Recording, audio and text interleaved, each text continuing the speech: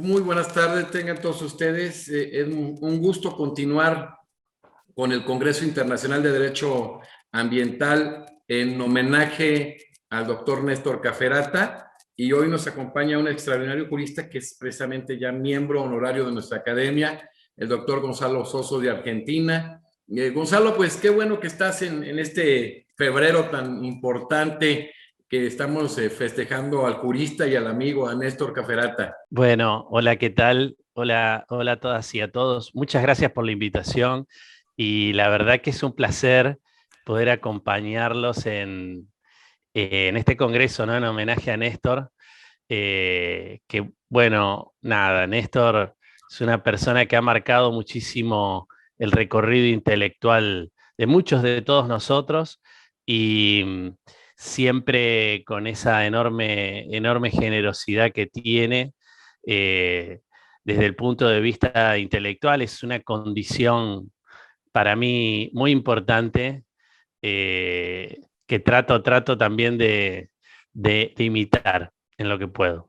Gonzalo, el doctor Gonzalo Soso es vicedecano de la Facultad de Ciencias Jurídicas y Sociales de la Universidad Nacional del Litoral en Argentina, director de investigación del proyecto CAI de UNLL, es director científico del Instituto de Estudios Avanzados del Litoral de la misma universidad, es profesor titular por concurso de la materia de contratos de la Facultad de Ciencias Jurídicas y Sociales de la UNL desde 2010, profesor adjunto por concurso de Derecho de Obligaciones en la Facultad de Ciencias Jurídicas y Sociales de la Universidad Nacional del Litoral, es profesor a cargo de la materia de Derecho del Consumidor en la Facultad de Ciencias Jurídicas de la Universidad Nacional del Litoral, es former fellow del Instituto Estudios Avancés de Nantes, Francia, desde 2012 y del Instituto de Estudios Avanzados de Madrid, España, para 2019-2020.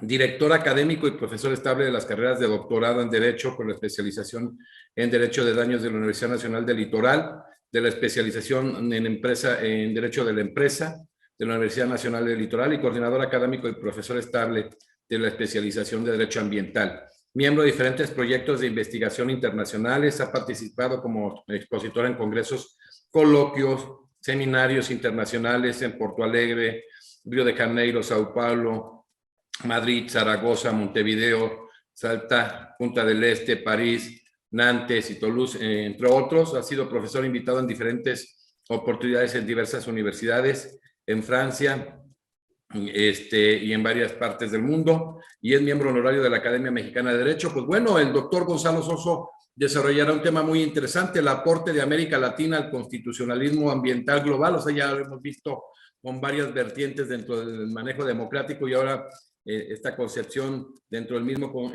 constitucionalismo. Y bueno, Gonzalo, ¿cómo se está transformando la cosmovisión sobre la que se funda la relación entre precisamente la humanidad y la naturaleza ahora en momentos tan complejos? Bueno, mira, yo creo que el paradigma moderno, ¿no? De que la primer modernidad estableció de correlación entre la humanidad y el mundo natural, o bien está pasando por una etapa de fragilización muy fuerte.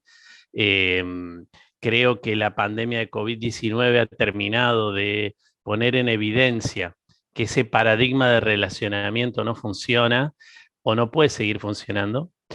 Y si somos un poco más radicales en el pensamiento, yo diría que más que una fragilización, está enfrentando una crisis muy importante. Eh, ese paradigma de correlación es un paradigma, como todos saben, fundado sobre las ideas del iluminismo, el liberalismo y el racionalismo moderno.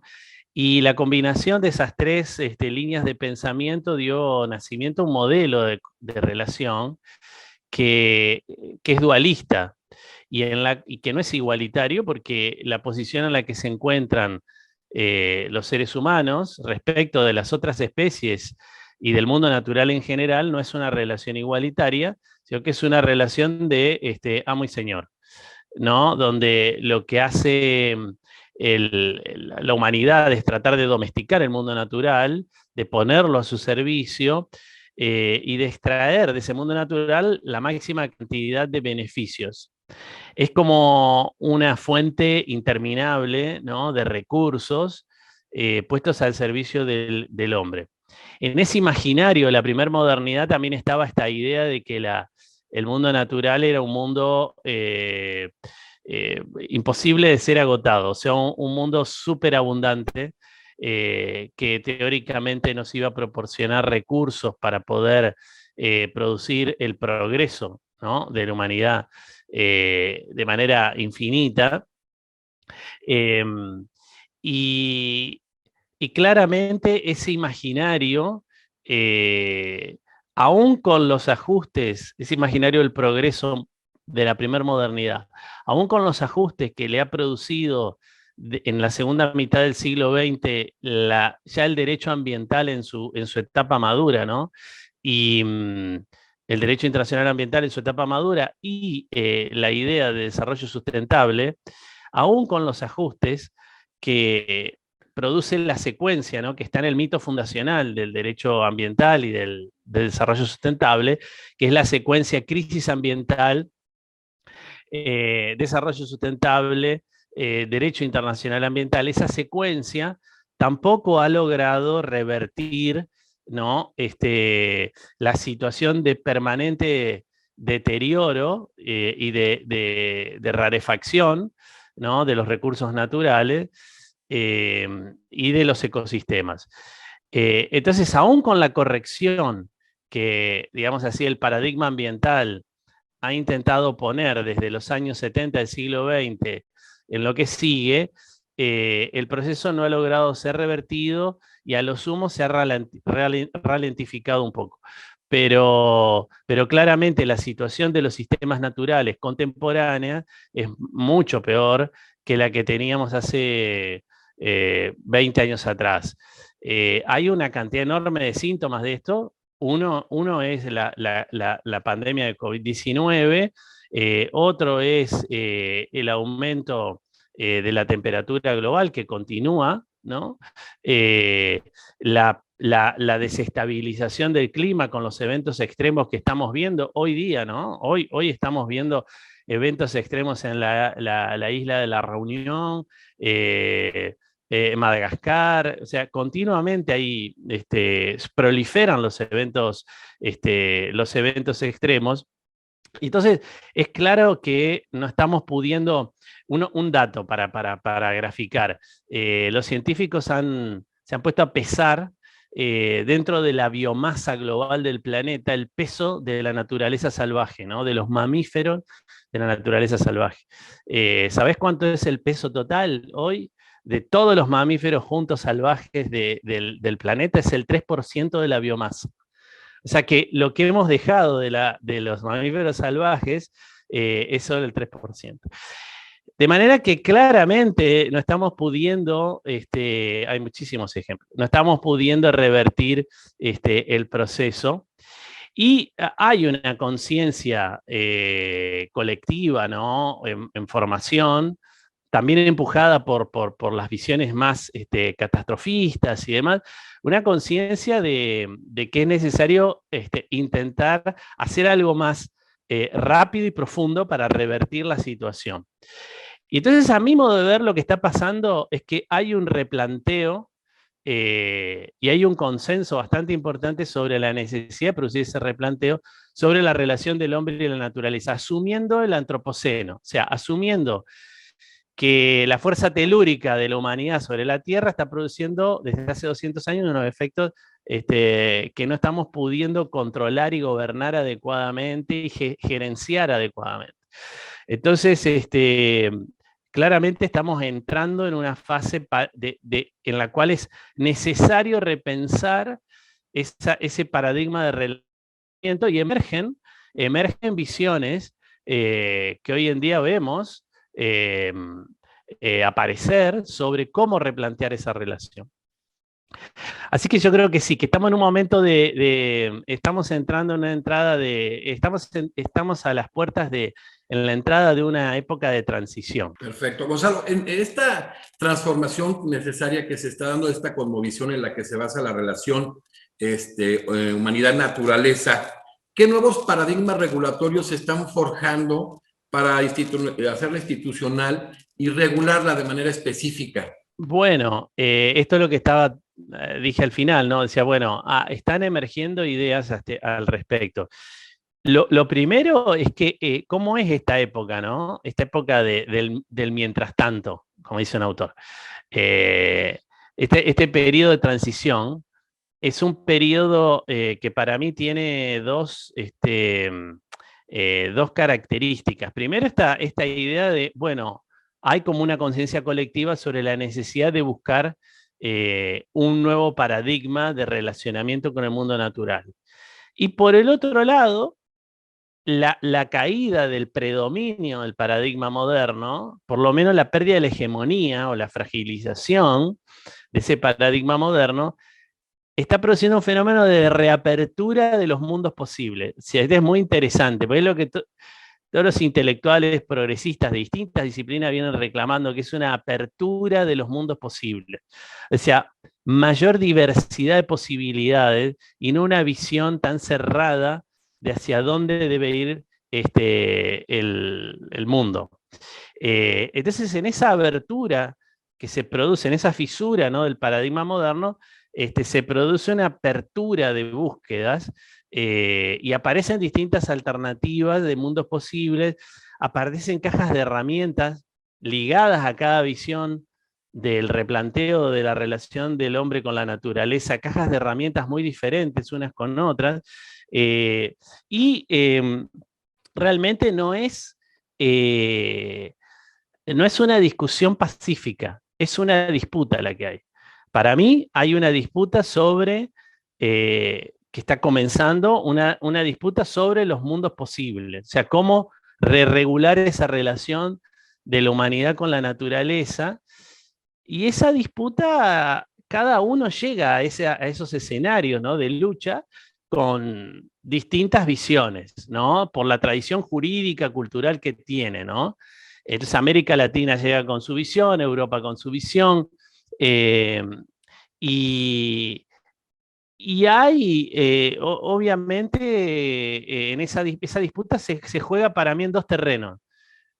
Un terreno de la pelea es el terreno de los nuevos regionalismos, ¿no? Aparecen los nuevos regionalismos. Y es lógico, desaparece un universal, como es la visión de la primera modernidad sobre, o en el espacio que va dejando porque se va fragilizando, aparecen nuevos regionalismos, ¿no? Lo que te decía recién, Europa, África, bueno, las distintas regiones del sur global, van tratando de construir su propia visión del asunto. Y después hay otro escenario que es muy interesante, América Latina está un poco ausente y que deberíamos estar más presentes, que es el escenario de discusión del nuevo constitucionalismo ambiental global. Y después podríamos profundizar por qué América Latina está más ausente, pero es una discusión hoy que está siendo dada centralmente por los juristas y los intelectuales del mundo anglosajón. Como se ve claramente cuando uno se pone a leer sobre el tema en las revistas, la mayoría de las producciones vienen del mundo anglosajón. Pero este escenario de la discusión sobre el constitucionalismo ambiental global es un escenario importante. El otro escenario es el de los nuevos regionalismos. Cada región va reconstruyendo al interior, ¿no?, esa relación. Por ejemplo, Europa. En el 2019 hay una comunicación de la Comisión Europea que se llama Un nuevo Pacto Verde para Europa, donde propone un nuevo modelo, un nuevo paradigma de relacionamiento, ¿no?, con el ambiente, dirigida al Consejo de Europa, al Parlamento Europeo y al Comité Económico y Social Europeo.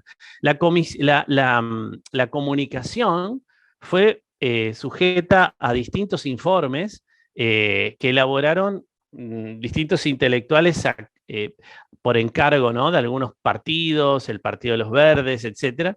Y en los informes estos, la posición mayoritaria es que hay que regresar a los comunes. Entonces ahí empieza a aparecer la respuesta a lo que vos me decías. Bueno, ¿por dónde viene? En Europa la discusión viene por el lado del regreso de los bienes comunes. Es un poco la visión más importante, muy ligada a un segundo elemento, que es lograr mayor eficacia del derecho ambiental. Esos dos elementos son los que más preocupan. Y muy atrás, y muy minoritariamente, algunos plantean la visión de los derechos de la naturaleza, pero claramente en Europa la mirada es pensando en los bienes comunes y pensando en la mayor eficacia del derecho internacional ambiental. En el sur global, América Latina está produciendo una cosa muy importante a partir del constitucionalismo latinoamericano, sobre el cual podemos volver un poquito después. Y en el escenario de América Latina, lógicamente, la visión más biococéntrica, o sea, la que postula los derechos de la naturaleza o una ecologización de la mirada de las constituciones, que es lo que está pasando a mi modo de ver en Argentina, en Brasil y en Colombia, sea como fuere, hay un giro ecobiocéntrico en América Latina, que también ligado al hecho de que en América Latina la cuestión de los bienes comunes es una cuestión compleja porque por dos motivos. Una, porque los bienes comunales en América Latina han jugado, después de las guerras de la independencia y de la sanción de las constituciones y códigos civiles nuestros, la idea de los bienes comunales quedó relegada, que estaba en el derecho indiano, quedó completamente relegada, y la idea de las cosas comunes va un poco, tampoco fue, la idea de las cosas comunes, de los códigos civiles como el Código de Napoleón, tampoco tuvo salvo en el Código de Chile, el Código Civil chileno y los que siguieron el Código chileno, pero después no ha tenido un impacto muy fuerte en América Latina porque la visión más liberal, ¿no?, del progreso y demás, no ve con buenos ojos esta idea de que hay cosas inapropiables. Entonces,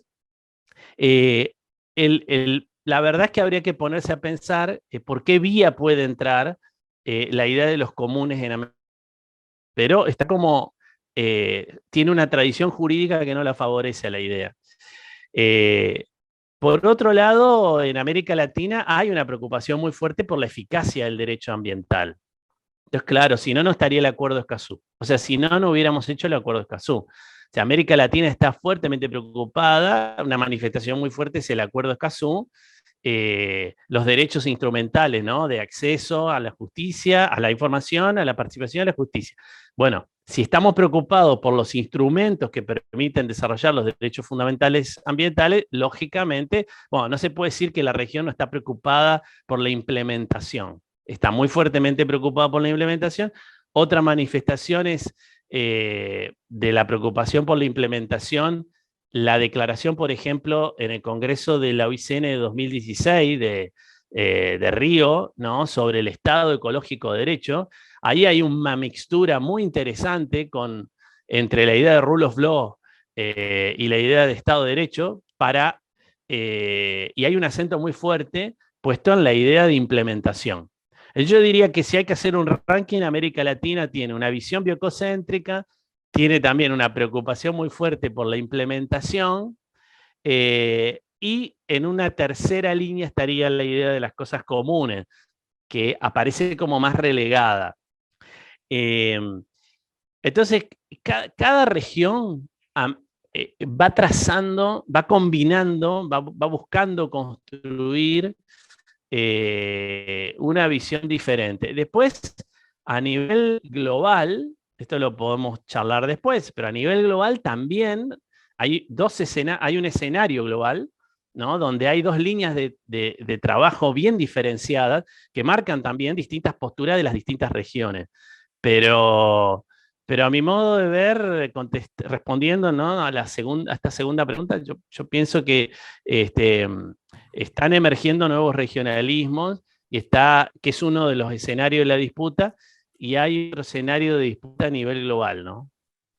Oye, Gonzalo, bueno, en este tema de caer de la visión universal a este tema de los regionalismos, y como tú abordas específicamente, pues, los manejos de prelación que se dan, por ejemplo, en la visión europea, con estos bienes comunes, la eficacia del derecho ambiental y lo que sucede en nuestra América Latina en relación a esta visión biocéntrica.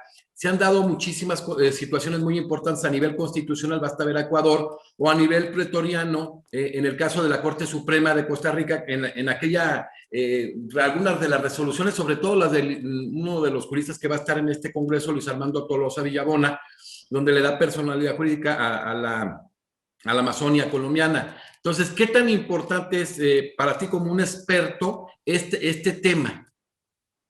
Bueno, pero es que, bueno, si estamos en un escenario en donde hay una ruptura del paradigma predominante y están emergiendo paradigmas y cada región hace fuerza por su paradigma, me parece que lo que está pasando en América Latina es lo más interesante que está pasando globalmente. Y creo que en el escenario del constitucionalismo ambiental latinoamericano hay dos procesos muy vinculados, muy interesantes. El primero es el de la emergencia de las constituciones del buen vivir, que han marcado un norte hacia dónde hay que cambiar el pensamiento, al menos desde la cosmovisión andina y desde esa mirada han marcado un norte muy importante las constituciones de Ecuador y de Bolivia. Y después hay otro trabajo muy importante que va generando otro modelo de constitucionalismo ambiental en América Latina, que es el de los tribunales supremos o constitucionales en algunos países. Los que yo más he estudiado, que son Argentina, Colombia y Brasil, ahí es notable, yo llamo a ese paradigma ambiental el paradigma del desarrollo perdurable. Es notable el trabajo. En vez de ser las asambleas constituyentes las que han generado ese modelo se apoya sobre el neoconstitucionalismo latinoamericano, o sea, las constituciones post-totalitarismos de la región, y se apoya sobre 4 elementos. El primer elemento es considerar al ambiente como un derecho humano de tercera generación. El segundo elemento es considerar al ambiente como un derecho colectivo. El tercer elemento es poner el acento en la idea de generaciones futuras, o sea, en la transtemporalidad, la idea de que deben heredar las generaciones futuras. Y el cuarto elemento, que para mí está muy presente, es la influencia de la idea, las ideas de la ecología, ¿no? Que se ve muy bien, ¿no? La idea de, por ejemplo, el 225, la Constitución de Brasil, ¿no? Proteger los ecosistemas, proteger los procesos ecológicos esenciales, o Colombia, proteger la integralidad de los ecosistemas, o sea, proteger el equilibrio. Bueno, todas esas ideas vienen de la ecología, ¿no? La visión holística del ecosistema, la idea de equilibrio, la idea de procesos ecológicos esenciales.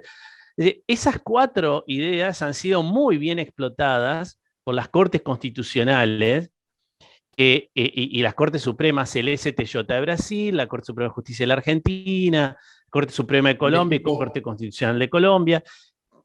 También está la misma Corte Interamericana. Misma Corte Interamericana, mencionabas hoy la Corte de Costa Rica. O sea, ahí hay todo un trabajo. Ahí hay todo un trabajo, como digo, yo el trabajo que tengo más analizado es Argentina, Colombia, Brasil, pero sí, es un fenómeno, algunas sentencias en Chile, o sea, todo ese volumen, ¿no es cierto? En los últimos 5 años, 2016 para acá, tuvo un giro biocéntrico.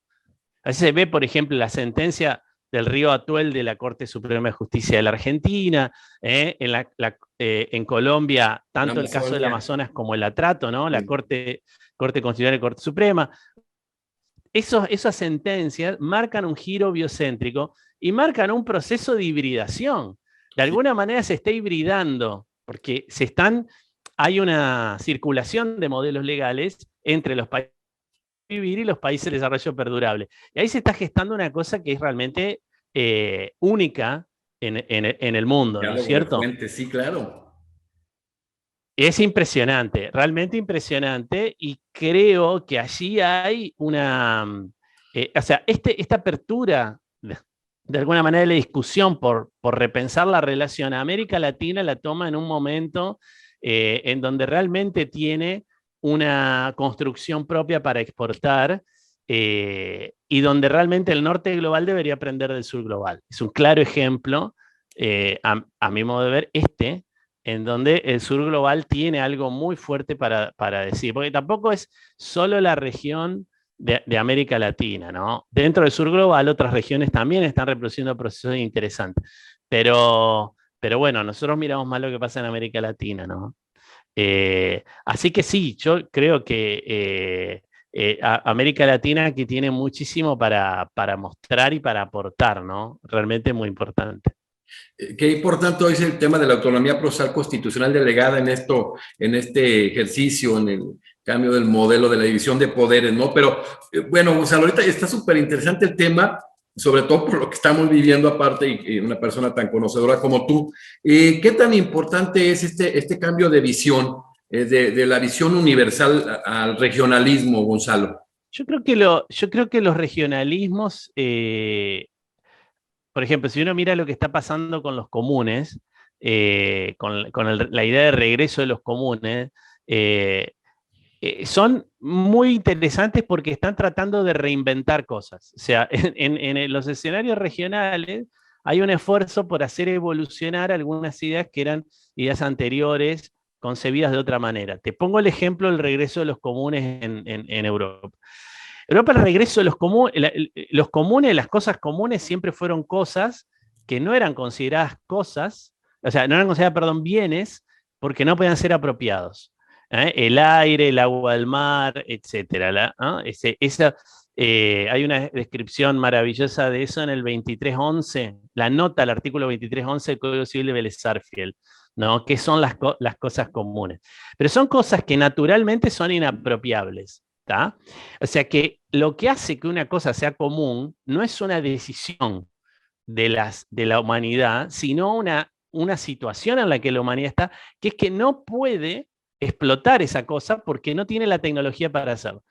Entonces, como yo por ahí he tratado de escribir alguna vez, son bienes, son cosas que están en situación de transición, porque en realidad cuando la humanidad tenga la tecnología, esas cosas van a dejar de ser comunes. Lo que las protege es que la humanidad no tiene tecnología. Si vos ves ahora, entró en vigencia hace poquito el Código Civil belga, el libro de los bienes, y tiene una norma sobre los comunes. ¿Y qué dice esa norma de los comunes? La norma de los comunes dice que hay que garantizar el acceso a los comunes y que hay que garantizar la inapropiabilidad de los comunes. ¿Qué es lo que está diciendo? Es una visión que también la muestra muy bien en un gran libro, una autora francesa llamada Judith Rochefeld, que es que la idea de los comunes estaba regresando, pero como idea política y jurídica. O sea, en realidad la humanidad decide que, o el país decide que esos bienes sean comunes, pero podemos acceder, tenemos la tecnología, podríamos apropiarlo, pero decidimos mantenerlo como viene de libre acceso. O sea que cuando vos decís regreso a los comunes, no es la misma idea, es una idea parecida, pero que hoy, ¿qué objetivo tiene? Garantizar el libre acceso. Entonces, en realidad, hay como un repensar en los regionalismos, hay una construcción de una ingeniería jurídica que se va haciendo todo el tiempo y que va marcando, este ejercicio, ¿no? de reinventar ideas anteriores o crear ideas nuevas. Fíjate el tren de unión, el vínculo que hay entre esta idea de los comunes y las ideas de desmercantilización de los bienes que están en las constituciones del buen vivir, en los códigos de agua de la Argentina, ¿no? En la Constitución de Uruguay, en el artículo 47. O sea, la idea de desmercantilización de ciertos bienes, como el agua, en América Latina, está muy vinculada a la idea de los comunes. ¿Tá? O sea, tiene prácticamente el mismo objetivo. ¿Cuál es el objetivo? Que bueno, este bien que decimos es de propiedad del pueblo, ¿no? Por ejemplo, en Bolivia es de propiedad del pueblo, lo gerencia siempre el Estado, no lo puede privatizar, y en definitiva, y tiene que garantizar el libre acceso, pues es un derecho humano. Eso es lo que dice el artículo 47 de la Constitución de Uruguay. Bueno, en definitiva, ¿qué estamos diciendo? Estamos diciendo que es un común, de que es un bien común.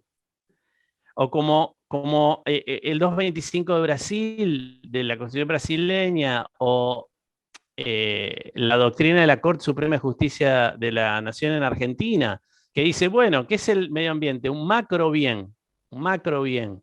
Es un macro, ¿qué es un macro bien?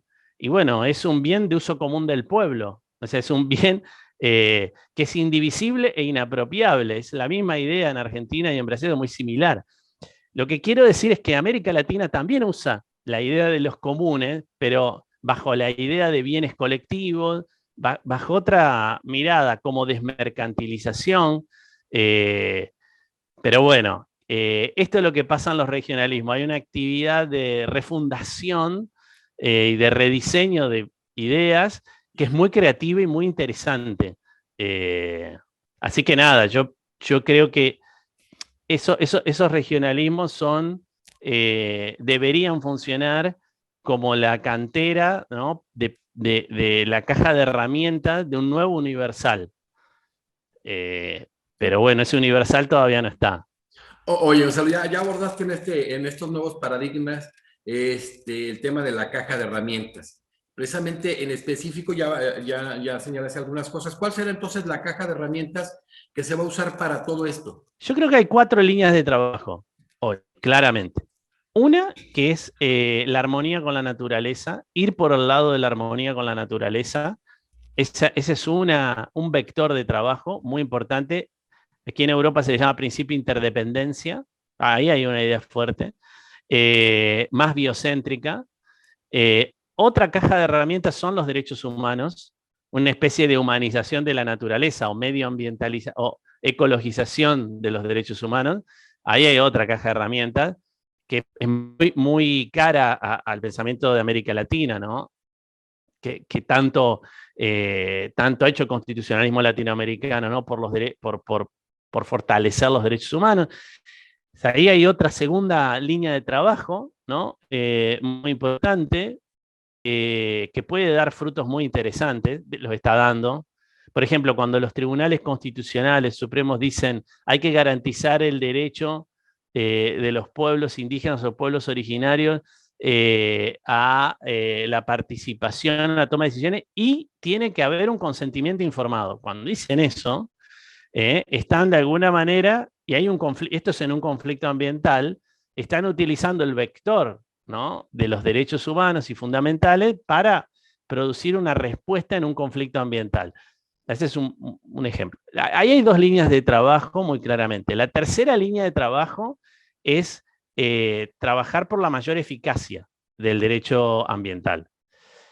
Nada, ahí América Latina tiene un trabajo muy importante para hacer porque todos sabemos que nuestro Estado de Derecho a niveles de la implementación tiene serias dificultades. En los países federales hay fuertes asimetrías. Así que bueno, nada, ahí para conversar un rato largo, pero a nivel de mejor... Yo tengo mucha confianza en lo que pueda venir del Acuerdo de Escazú en este campo. En lo que pueda producir el Acuerdo de Escazú, hay que ver qué ocurre a partir de la reunión ahora de la COP de 22 de abril, pero digo, el Acuerdo de Escazú creo que puede ahí generar un aporte muy importante que después sea internalizado por los estados. Por ejemplo, el Acuerdo de Escazú trae la idea de proceso de elaboración participativa de normas. Es el artículo 7 y 8. Los países de América Latina tienen poco desarrollados. O sea, si vos ves lo que pasa en los distintos países, hay pocos países que tengan una de notice and comments, o si la tienen, se usa poco, como ocurre en Argentina. Entonces, digo, ahí hay mucho trabajo para hacer y Escazú puede empujar una agenda muy importante. Ahí tenés, para mí, el tercer vector. Y el cuarto vector para construir la caja de herramientas es el commoning, esta idea de recreemos los comunes. Pero recrear los comunes tiene toda esta cuestión en América Latina que creo que está en la tradición cultural. Pero como también expliqué, las ideas esas las usamos en algunos campos. La desmercantilización, cuando hablamos de macrobienes ambientales, o sea, ahí hay una idea muy similar a los bienes comunes. Eh, de manera que creo que esas son las 4 líneas de trabajo para construir una caja de herramientas. Y de nuevo, si tengo que hacer si me preguntás, en América Latina ocupa la primera línea un rol muy importante, la armonía. Bueno, como la fui diciendo, la segunda línea, la de los derechos humanos, es también muy fuerte, la eficacia y por último, producir más bienes comunes, el commoning, como dicen los anglosajones. Oye, Gonzalo, ahorita que abordas este tema tan interesante, esta caja de herramientas que se va a usar, los nuevos paradigmas, y has hecho tú un estudio en general de América Latina, es claro, pero has abordado muy de lleno lo que es Argentina, Brasil y Colombia. ¿Se dan las similitudes en el tema, en el desarrollo de este regionalismo, en el uso de estas herramientas? Sí, sí, sí, sí. Creo que hay un modelo ahí que se llama, para mí, paradigma de desarrollo perdurable. Hay ideas comunes en la región, los tribunales supremos y constitucionales exploran más o menos las mismas ideas, con diferencias. Cuando uno después desciende a la filigrana fina acerca de cuando analiza las sentencias y ve cómo cada tribunal construye la idea, la construcción es quizás muy diferente. Pero bueno, esto tiene una explicación que es cómo es la tradición de cada uno de esos tribunales. Pero el resultado final es bastante parecido o similar. No del todo. Por ejemplo, cuando vos ves las sentencias en Colombia que forman parte de este giro biocéntrico a Trato Amazonas, ahí hay directamente una declaración de un ecosistema o de un río como un sujeto de derecho. Cuando uno ve la sentencia, por ejemplo, compara la sentencia Tuel, 2018 de la Corte Argentina, hay una diferencia importante. En la sentencia Tuel se dicen cosas que son muy biocéntricas. Por ejemplo, que el río un ecosistema, ¿no?, de un río tiene que tener una cantidad mínima de agua para subsistir y para que le permita su regeneración. Eso el derecho a la regeneración de los ecosistemas está en la Ley 71, Derecho de la Madre Tierra de Bolivia. Es uno de los derechos de la naturaleza. Lo que pasa es que eso se dice sin subjetivar al río. Se dice que el río es un sistema natural, se usa otro paradigma de pensamiento, pero el resultado es que es similar. La argumentación es diferente, pero el resultado se asemeja bastante. Es un pequeño ejemplo, hay muchísimos de eso, pero ahí tenés un ejemplo para... En los 3 países el ambiente es un derecho colectivo. Esto es único, vamos a decir, visto desde el Global North, es único, pero no existe. En la Carta del Environnement, la Charte del Environnement en Francia, el derecho ambiental es un derecho individual al medio ambiente sano. No es un derecho colectivo, es un derecho individual. En la tradición de América Latina, el ambiente está pensado, tampoco es considerado un derecho humano. En la región sí, en la región de América Latina sí. Un derecho humano de tercera generación, asociado al neoconstitucionalismo. Pero bueno, nada, por eso digo que hay rasgos comunes aquí en la región, tanto en los países de buen vivir como en los países estos de desarrollo perdurable. Y creo que obviamente mi análisis se limita a estos países, pero digo, uno podría extenderlo si fuésemos...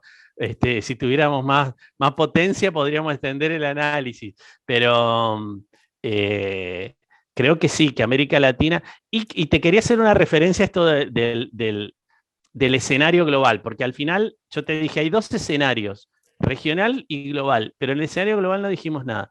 Y el escenario global para América Latina es muy importante, porque tiene, como digo, mucha riqueza. ¿Cómo ves para mí hoy el escenario global? Bueno, hay una idea de reconstruir una especie de constitución ambiental global, ¿no? Forjar un nuevo texto, un texto fundamental para el derecho internacional ambiental. Y hay como iniciativas que vienen del norte global que usan la idea de derechos humanos. Entonces está la iniciativa del Global Pact for the Environment, o sea, el Pacto Global por el Medio Ambiente, el proyecto de la tercera Declaración Universal de Derechos Humanos, que sería una declaración de derechos ambientales, que es la iniciativa de un grupo de profesores también aquí en Francia. O sea que esos dos proyectos utilizan la idea y la mirada de los derechos humanos. El sur global también intenta globalizar sus ideas y su manera de pensar. Por ejemplo, el programa Harmony with Nature es un intento importante de globalizar el pensamiento vinculado a la armonía que viene de los países centralmente del sur global. No exclusivamente, pero centralmente. Y es una iniciativa Global South. Otra iniciativa del sur global es la iniciativa que se encarna después en el PNUMA, por ejemplo, en el documento sobre el informe sobre el Estado Ecológico de Derecho. O en la UICN, ¿no? Con las distintas declaraciones que ha hecho la UICN en torno al Estado de Derecho, la que ya cité del Congreso de 2016, etc. O sea que en el escenario global hay iniciativas que vienen del norte global, que piensan más sobre la base de los derechos humanos, e iniciativas que vienen del sur global, que piensan más sobre la base de armonía. Si vos me preguntás a mí rápidamente, ¿qué de lo que tiene América Latina está en condiciones de participar con más posibilidades de esa discusión en el norte global? En el escenario global, pienso que la idea de armonía. Pienso que la idea de armonía, sobre todo en versiones como las de los países del desarrollo perdurable, que es una versión, como intenté mostrar rápidamente en ese ejemplo que di, un poco diferente de la de armonía, del buen vivir, me parece que es una visión que tiene buenas posibilidades de ser un vector importante para refundar la relación entre el hombre y la naturaleza, y de alguna manera escribir el contenido, ¿no?, de esta nueva Constitución Ambiental Global, que es lo que está en juego acá, ¿no? ¿Cómo se escribe esa Constitución Ambiental Global, ¿no? Así que nada, creo que América Latina ahí tiene mucho para aportar. Oye, Gonzalo, en esta Constitución Ambiental Global, tú que has aportado mucho, te has forjado primariamente en América Latina, has sido estudioso del fenómeno, y también en Europa, específicamente en Francia, te ha facilitado el trabajar en el tema, ¿no?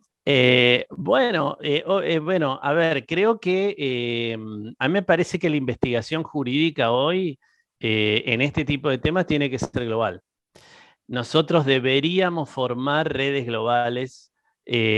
Hoy te decía, bueno, mi trabajo se ha limitado a algunos países, porque, bueno, la potencia que tuve fue esa. Pero digo, las redes de investigadores a nivel global son muy importantes.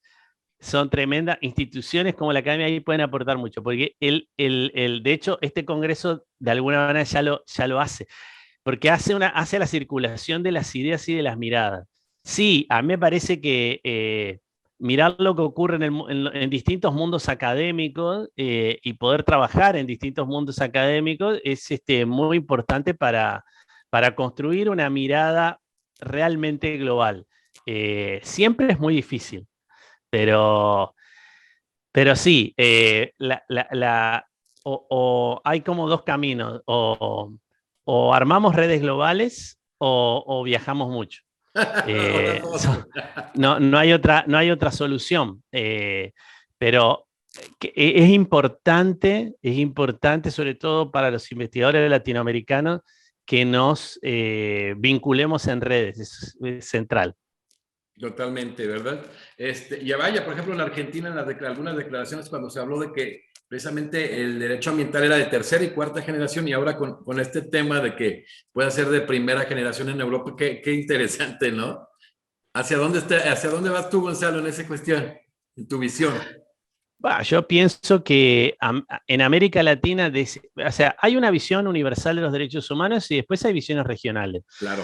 Y hay una disputa por qué son los derechos humanos y cómo pensar los derechos humanos. A mí me parece aquí que la huella del neoconstitucionalismo latinoamericano, Tremenda. que también es un nombre en discusión, una Y etiqueta en que si discusión, pero yo existe la pongo realmente, para, ¿no? si Sí, existe realmente, pero yo la pongo acá para poder, si ponemos todo en debate así en una claro, sola el tema de la supremacía conversación, no constitucional, todo podemos esto, hablar. claro. Pero bueno, asumiendo esta cuestión, yo creo que las constituciones post etapas de totalitarismos que predominaron en América Latina en los 60 y 70, o post etapas de violencia prolongada, esos textos constitucionales que, que marcaron la salida, asumieron que para la continuidad de las democracias era muy relevante la cuestión de los derechos humanos. Esto creo que es clave entenderlo, pues es una marca histórica. En esa marca histórica, en ese momento se incorporaron los derechos ambientales. Entonces se los incorporó, ¿no es cierto?, bajo una idea de que hay de primera, segunda y tercera, que eso responde a algunos trabajos que se habían hecho aquí en Francia, Claro. dividir las 3 generaciones de derechos, pero esto que en Europa ha quedado como una cuestión teórica, ¿no? En América Latina uno lo ve escrito en las sentencias judiciales, ¿no? Que clasifican a los derechos en generaciones. Y hay una razón que se ha encontrado que a mí me parece muy atendible para decir que hay una tercera generación de derechos humanos en América Latina, que es que estos derechos ambientales son colectivos. Esa marca, que esto viene de que en el mismo momento incorporamos los derechos de los pueblos indígenas. O sea, esa melange entre la incorporación de los derechos humanos, derechos de los pueblos indígenas, hizo de esa tercera generación una generación particular de derechos colectivos que nosotros analizamos de una manera muy particular. Así que yo creo que sí, que ahí en la región hay una generación de derechos diferente eh, que está claramente establecida en la Constitución de Colombia del 91, está claramente establecida, es un título, ¿no? O sea, aquí están los derechos colectivos y del ambiente, o sea, los derechos sobre derechos individuales homogéneos y los derechos colectivos sobre bienes comunes o colectivos. Sí. Pero está claramente establecido en Argentina, como se dice, son derechos de incidencia colectiva, dice el 41. Bueno, claramente los derechos son de incidencia colectiva, son colectivos, o el 225 a Constitución de Brasil, que hoy cité, que dice, bueno, esto es un derecho que versa sobre un bien que es de uso común del pueblo.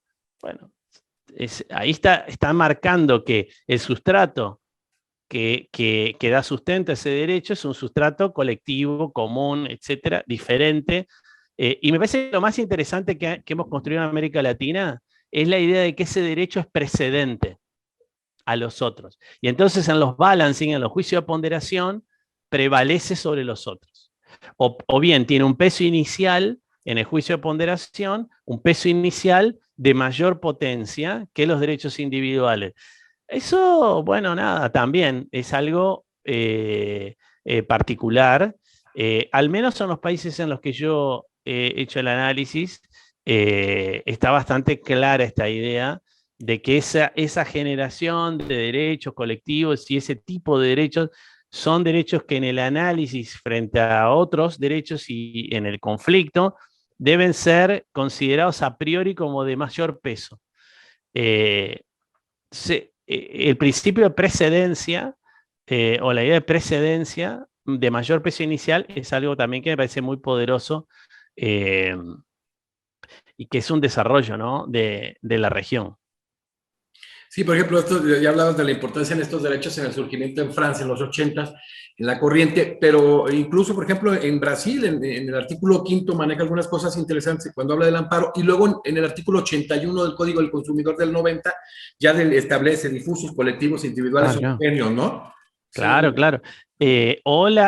Bueno, en el mismo orden, después ese desarrollo de América Latina de la mano del derecho procesal latinoamericano, ¿no? Sí, claro. Ese desarrollo también de la idea de derechos colectivos sobre bienes individuales homogéneos, sobre bienes comunes, que esa distinción, por ejemplo, en Argentina la ha hecho la Corte Suprema de Justicia de la Nación, interpretando el artículo 41.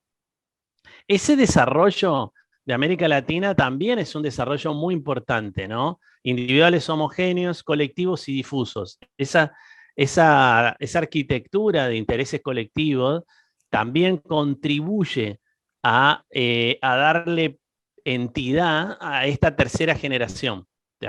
O sea que ahí también pienso que yo por lo menos no es algo que lo haya estudiado tanto, pero esa conexión entre el derecho procesal que se ha ocupado de los procesos colectivos y del otro costado ayudando a desarrollar, ¿no? Las referencias constitucionales a lo colectivo, eso también es muy interesante es de la región y es muy interesante como producto, ¿no? Bueno, gran parte de todos estos temas pienso que se estarán discutiendo en este momento en Chile, ¿no? En la constituyente, y pienso que ahí veremos otro nuevo jalón, otro nuevo episodio de cómo evoluciona el constitucionalismo ambiental latinoamericano cuando cuando veamos los resultados. En Chile y, por ejemplo, Cuba con la cuestión del 19, ¿no? Es que es cierto, fíjate, eso que señala, estos derechos con Karl Marx de tercera generación, el checo introducido aquí a la doctrina francesa, pero las constituciones latinoamericanas son muy pocas, las viejas que quedan. La Argentina, 1853, 1860, la de México, del 17, que da surgimiento a las constituciones de corte social y cultural, la de Costa Rica del 49, la del 67 de Uruguay y la del 80, producto de lo que tú decías en Chile, pero ahí el más son constituciones novedosas que de alguna manera se han ido adaptando a este tema en el constitucionalismo, ¿no?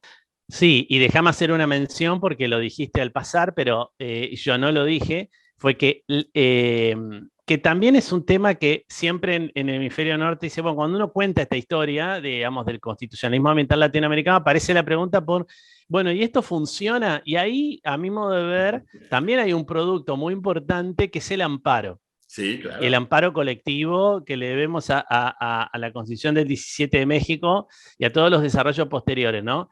Pero realmente la idea del amparo, después transformado en amparo colectivo y el desarrollo, la apropiación que ha habido en los distintos países de la región de la figura del amparo, ha sido clave para que después esos derechos puedan ir a parar a los tribunales cuando hay conflictos y se generara esa jurisprudencia de la que hablamos hoy.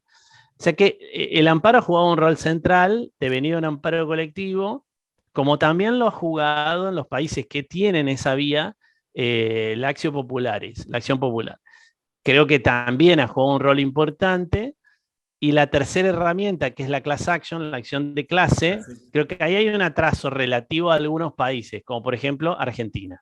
Pero Colombia, que tiene una ley de class actions, bueno, nada, ahí creo que hay diferencias, más diferencias en class action porque es un tema de traslado de un modelo de litigación que es un poco ajeno a la tradición de la región.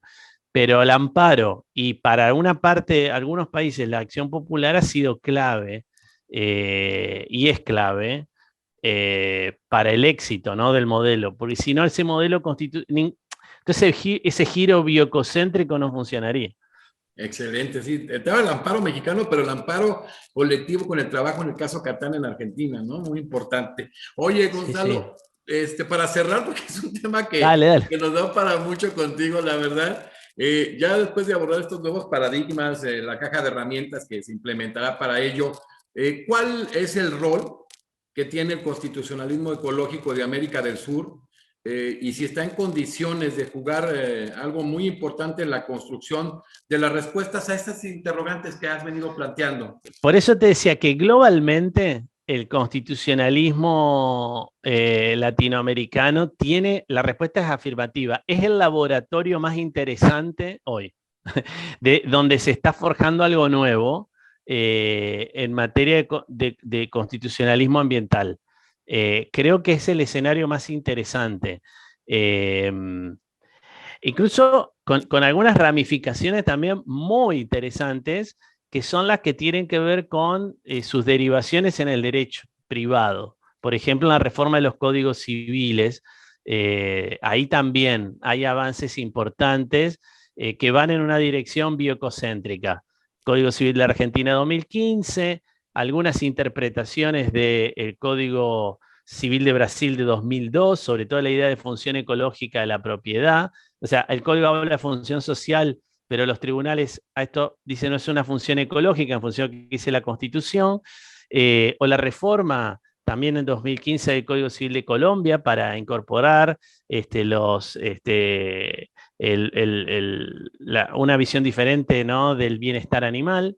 O sea, bueno, distintas modificaciones, reformas del derecho privado de la región que son una derivación de los modelos constitucionales o de las transformaciones constitucionales. Bueno, hacen de la región un laboratorio realmente muy importante, que como te decía, te dije en varios momentos de la conversación, está en condiciones de hacer un aporte clave en el escenario global.